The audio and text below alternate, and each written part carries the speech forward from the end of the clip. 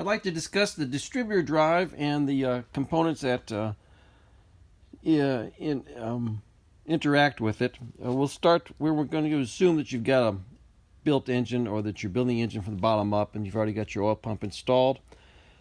By the way, while we're here, this oil pump was left in oil too long. There was breaking down. I don't know what you call it. The acids in the oil pump, in the oil rather, were attacking the oil pump. And this is not dirt. This is corrosion. This oil pump was starting to be eaten away. So please keep up with your oil changes.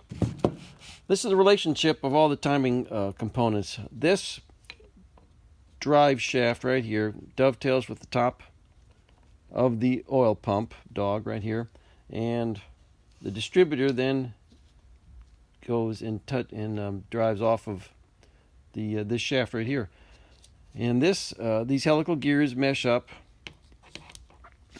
and this sprocket is attached to this shaft. These helical gears are meshing, and what happens is the timing chain is turning this sprocket, which in turn turns these other items right here.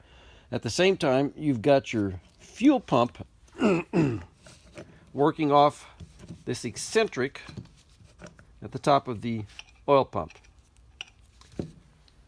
The housing right here that the distributor fits in the block, and it secures to the cylinder head at this point right here. There is a special spacer that goes underneath here. It fits right in this little spot right here, and allows this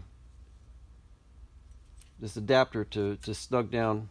I don't know why they did that. Why they just didn't mold the adapter in there, I have no idea, or the spacer. I have no idea. But if you don't have the spacer in here and you snug this down, it's going to crack the adapter. Now then, this is a 6mm bolt, and what it does is allows me to screw in here and push this in and out of the engine to make the installation easier. Excuse me, allergies are getting to me. And this is just a 1/2-inch aluminum rod from the hardware store. Cut a notch in it, and this allows me to move this around so that I can get the oil pump in position where this will fit. And also allows me to pre-oil the engine. I just attach this rod to a drill and pre-oil the engine before I do the final installation of the timing components. And that's why I have this video, because that's the way I build an engine. The very last thing I can do after it's all pre-oiled is to install the timing items right here. Now we're going to go over here and we're going to see how this works in the engine.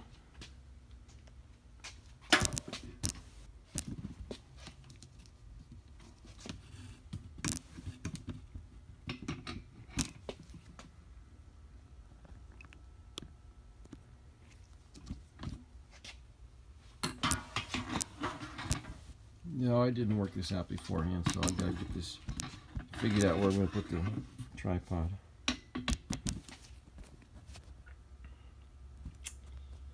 Let's see if that's going to work. Alright. Now then, this cover is where the tachometer drive goes, and this sprocket right here is the sprocket. And this shaft is in here, and you'll be able to excuse me, just barely see the helical down inside here. You can see it down inside there, and then you can also see the drive for the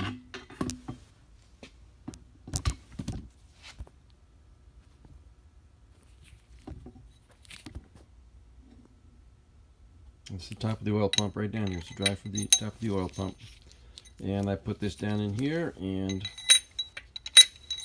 that's what I use to turn the oil pump for pre-oiling before all this stuff is installed. Now, if we're going to do the final installation, all right. So for starters, we've got this dog for the distributor drive is offset. Notice how nicely it fits like this. rotate it 180, and it doesn't fit. So this is offset. This part right here is offset. If you want to pull your distributor and service it and put it back together, be sure to put this dog back on the exact same way it came off relative to the shaft. Now then, we want to put this distributor in the correct spot, and we got a reference point right here for starters. This hash mark looks like somebody took a file and just put a little nick in the lip. That hash mark represents number 1 spark plug. We also want to put the distributor in such that the condenser is going to be pretty much facing us. And what this does, gives us the ability to get to the oiler and be able to rotate the distributor in its full travel, advance and retard, so that you don't end up hitting the condenser against the cylinder head when you're trying to adjust the timing, and also you don't have the oiling port obscured. So generally we find that the distributor is going to sit right about here, and be happy at that point. Next thing you're going to do is you're going to make, I didn't mean to do that, but anyway, it's a little clip for holding the distributor cap. Also, you're going to notice that there is an arrow on top of the distributor shaft. If you can see it right there, it's an arrow, direction of rotation. So you need your rotor installed. Now what you need to do is dummy this up, so that fits like that, and we're going to want to end up with everything lined up about, let's say about like that. So let's take the distributor off. Let's make a, if you want to, make a mark with a felt tip as to where you want this thing to end up, to give you an idea. And the helical, as this thing goes down, it's going to turn to the right.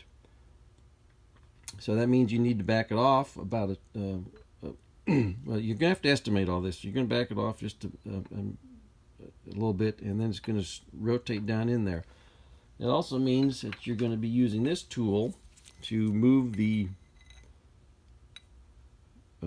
oil pump drive to where you think this is going to rotate down and line up with it.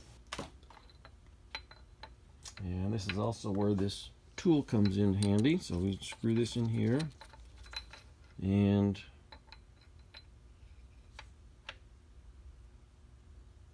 also use this. This helps give a little persuasion, help it get down in there.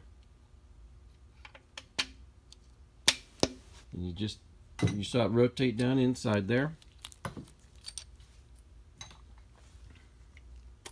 And we come back here, we line up our distributor, and here's our hash mark.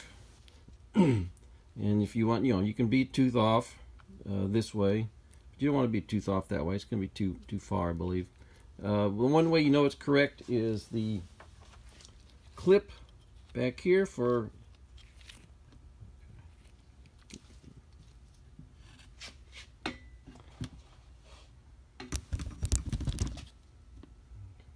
one way you know this is correct. The clip is going to be up against the cylinder head and be a pain in the ass to get to.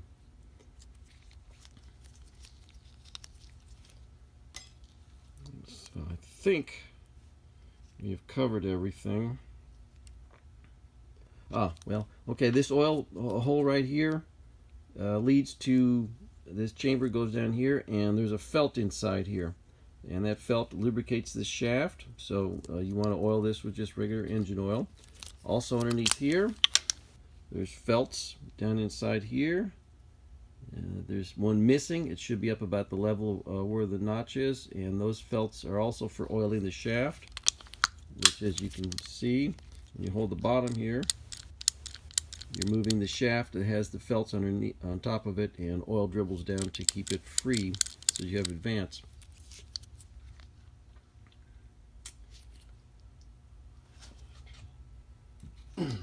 Let's see. Let's discuss the fuel pump. Fuel pump has got a chamber right here, and it's open inside here. You are supposed to pack this with wheel bearing grease. Both chambers, pack them as tight as you can with wheel bearing grease. Just force it in there, and then you install your fuel pump. And you don't need to use any. You got a phenolic block in here that separates them, and then you got paper gaskets on either side of the phenolic block. And you do not need to use any gasket sealer on here. The grease is to keep oil from migrating through this hole and filling up this little chamber right here. So you just pack it full of grease, keep the oil out of here. And also, it's the only lubrication that the engine gets. It does not receive any lube from the engine oil.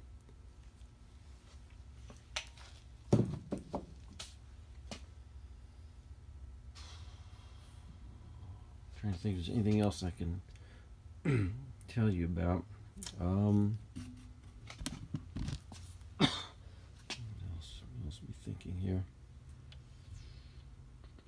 I think that covers it. Don't need this in here because we're not at that point yet, so you can see it rotate out. What I would recommend is some anti-seize in here, because these have been known to seize inside here. It's not designed to have an O-ring there. What that is left over from when some of the early versions of these units had a dog point that went through here and secured the distributor in the housing. The later versions have got a clamp that clamps onto here and then goes and secures right here. But a lot of people think an O-ring goes there to keep oil from coming up there, and that's not true. So I wouldn't put an O-ring there. Just anti-seize this, and you'll be good to go. Next episode, we will discuss timing the oil pump to the water pump to the oil pump, and to the rear axle differential pinion, so that the oil pump and the water pump are in synchronization. And if you listen to this point, that's a joke. That's your joke for the day. Thank you, and if you have any questions, just ask.